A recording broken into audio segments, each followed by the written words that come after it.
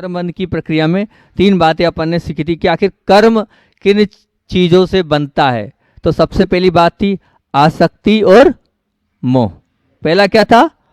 आसक्ति और मोह। और दूसरा था वर्तमान पुरुषार्थ में गाफिलता या लापरवाही।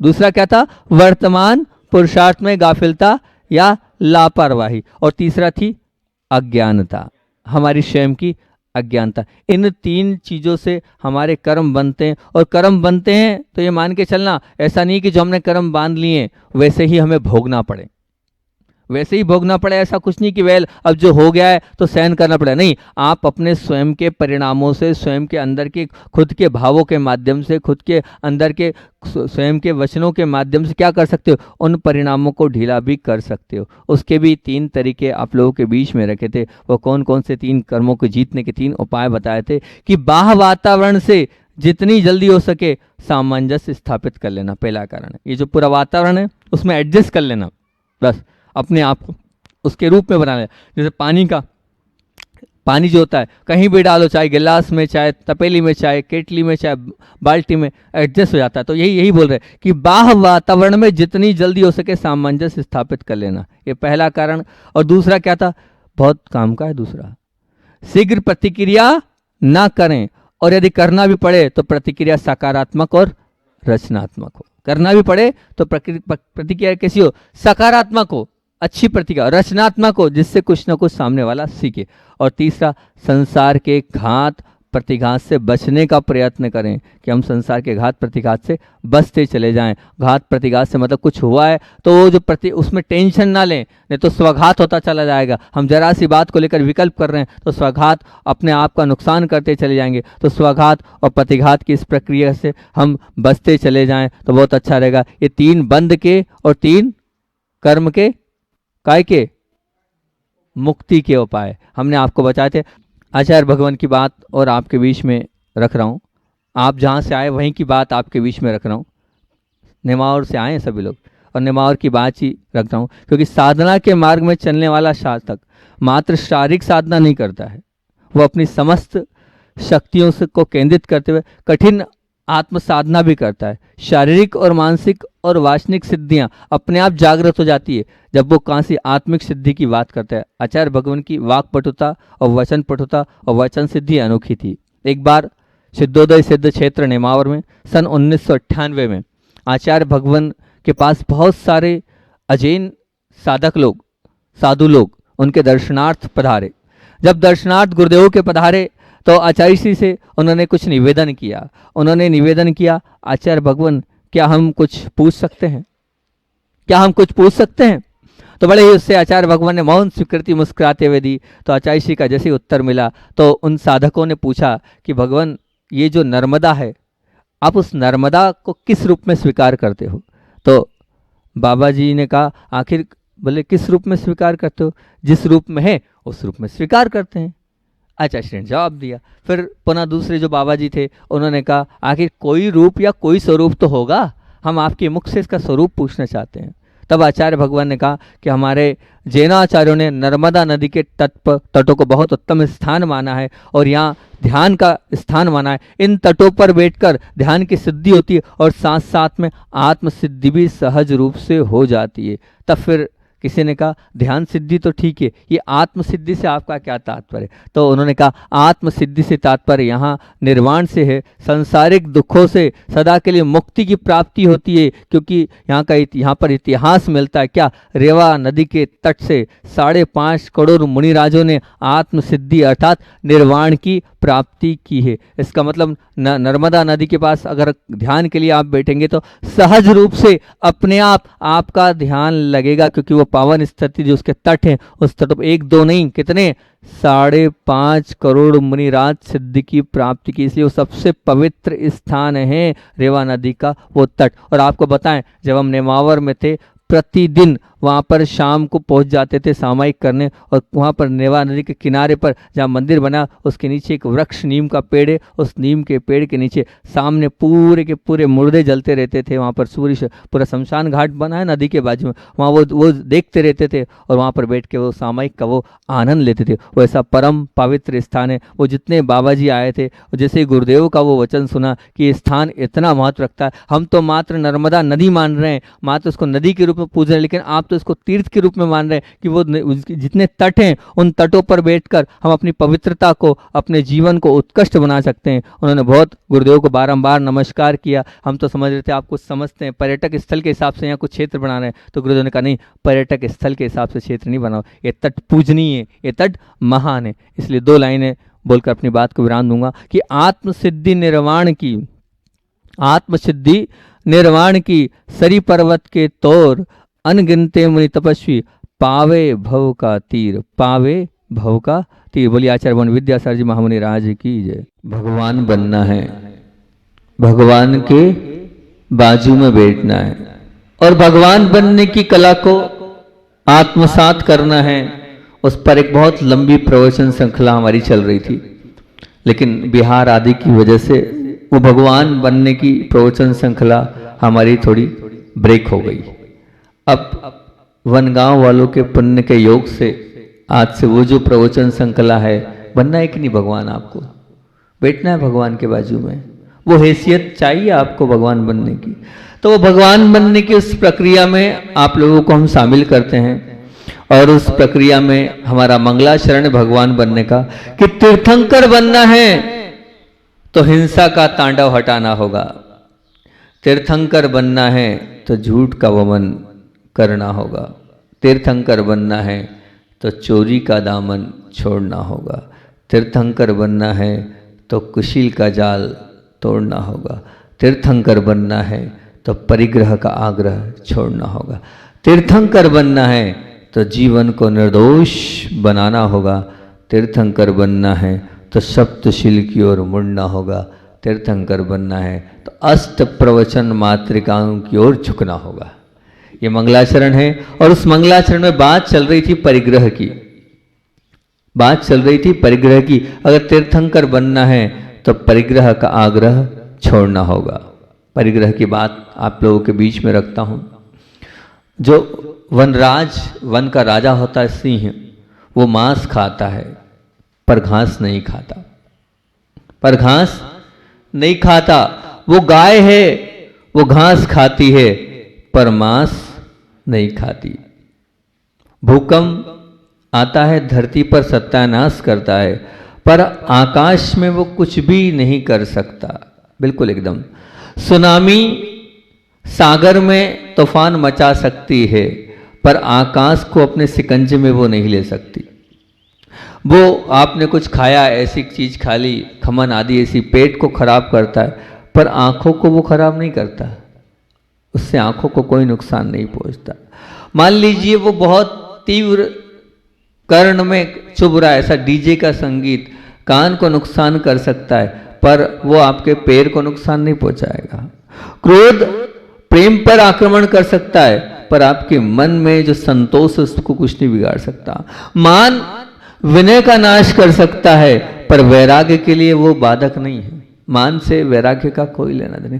माया विश्वास के लिए विष का काम करती है, पर पवित्रता को हानि नहीं पहुंचाती। ये सब बातें आपके बीच में रख रहा हूं, तो परंतु इन सब बातों के बीच में भी लोभ, ध्यान से सुन लेना, लोभ वो सारे के सारे गुणों को नाश करता है। लोभ वो सारे के सारे गुणों को नाश करता है। मान विनय का नाश करती, लेकिन वैराग्य, क्योंकि देख लेना, वैराग्य जीव के पास मान हो सकता है पर वैराग्य समाप्त नहीं होता है। वो मायाचारी से विश्वास खत्म हो सकता है पर पवित्रता खत्म नहीं होती, लेकिन लोभ वो सारे गुणों को नाश कर देता है। तो इसलिए कहा है सर्व गुण विनाशनम लोभात, मतलब सभी पापों का बाप है लोभ।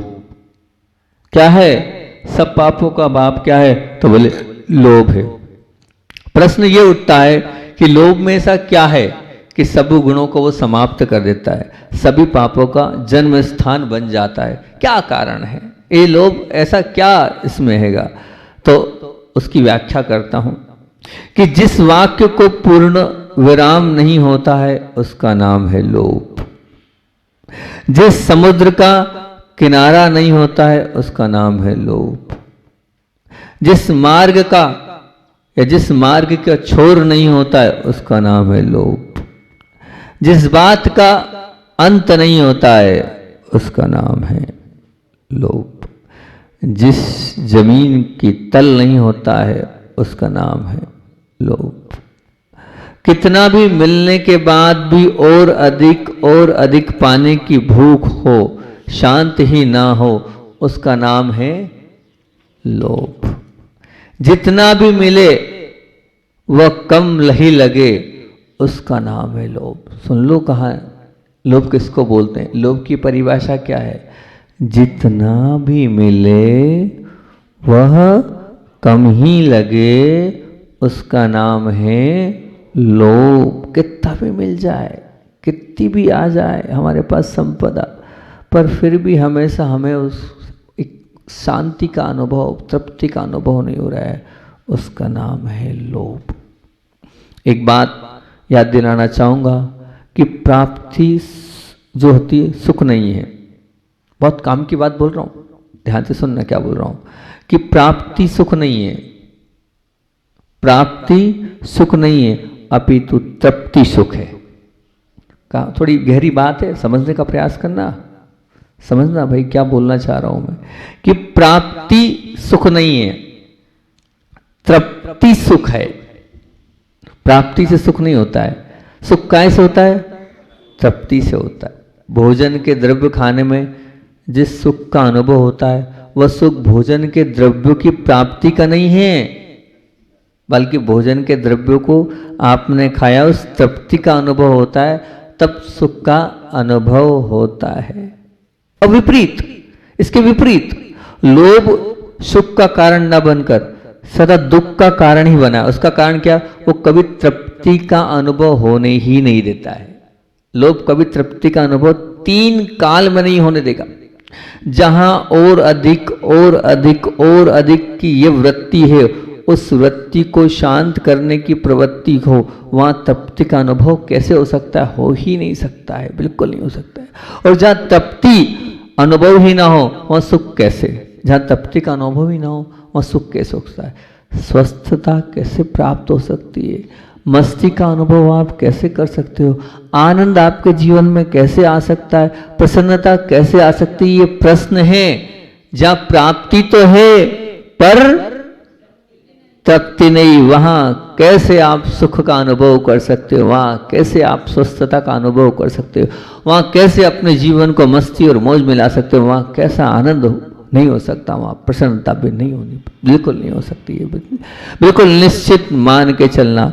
लोभ को, विश्व की भयंकरता को समझना हो तो एक विशेष रूप से हम आपके बीच में रखने, क्या लोभ के अधिक होकर, अधिक के मार्ग पर लोभ जो है अधिक होकर और अधिक के मार्ग पर सतत भागने वाले लोभी, जो प्राप्त करता है उस पर दृष्टि न डालकर, बहुत काम की बात बोल रहा हूं, लोभी लोगों सुन लो, सब लोभी है ना? हो ना? हाँ तो करो, हाँ ऐसा हो बोला करो, हम लोभी हैं। तो सुन लो लोभी लोगों, क्या बोल रहा हूं आप लोगों के लिए कि लोभ से जो प्राप्त करते हो उस पर दृष्टि न डालकर, उसको पाने के लिए जो बलिदान देते उस पर दृष्टि डालो आप। तो क्या बात बोल रहा हूं कि जो प्राप्त हुआ लोभ के माध्यम से उस पर दृष्टि मत डालो। क्या हुआ? प्राप्त करने के चक्कर में बलिदान किसका दिया आपने, उस पर दृष्टि डालो। तो बड़ी अंदर से आपको एक ऐसा अनुभव होगा कि हाँ मैं क्या कर रहा हूं इस लोभ के पीछे। सबसे पहले लोभी अपने मन की तृष्णा शांत करने के लिए सर्वप्रथम क्या, किसको बलिदान देता है? तो सर्वप्रथम गुरु को छोड़ता है। वो जो लोभी होता है वो गुरु को छोड़ता है, अर्थात गुरु के पास आना, उनके वचन सुनना, लगभग बंद और कम सा हो जाता है, निश्चित मान के चलना। क्योंकि लोभ है तो फिर उसको क्या दिखता है? सिर्फ धन, पैसा, पैसे के अलावा कुछ नहीं दिखता है। फिर वो सिर्फ पैसा ही पैसा देखता है। और फिर गुरु की वाणी, गुरु की समीपता, गुरु की निकटता से उससे कोई लेना देना नहीं। गुरु आया, घर आए हैं, कब चले जाएंगे उससे कोई लेना देना नहीं। उसको तो सुबह 6 बजे से दुकान दिखती है और रात को 10 बजे तक पैसा दिखता है, उसके अलावा और कुछ नहीं दिखता है। उसको तो काम से मतलब है, धन से मतलब है, उसको तो अपना सेटअप जमाने से मतलब है। तो सबसे पहले क्या बलिदान देता है लोभी?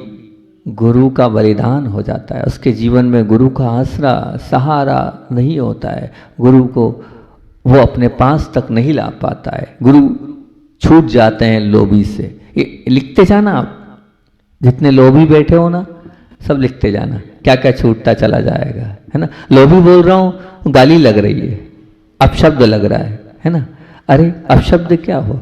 जो सही बात है वही तो बोल रहा हूं मैं, आप ही की बात तो बोल रहा हूं, क्या बाधा है। तो लोभी से क्या छूटता है? गुरु छूटता है। उसके बाद दूसरे नंबर पर परमात्मा छूट जाता है।